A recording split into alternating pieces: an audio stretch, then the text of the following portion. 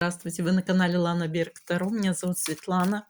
Давайте посмотрим вопрос. Пауза это или конец отношений? Пауза или конец отношений? Так, действительно какой-то конфликт есть неразрешенный. Но человек вернется в отношения. Знаете, вот Вселенная создаст такие условия, которые будут удерживать ваши отношения. То есть, да, подарит шанс, возможность. Этот человек очень быстро к вам вернется. Давайте посмотрим, как вам себя вести с ним, чтобы удержать его. Так, ну нужно уметь идти на компромиссы, учиться договариваться с ним.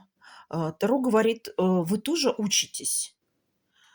Внимательное отношение, уметь делать для него добро, чтобы гармония была, и тогда ты его удержишь.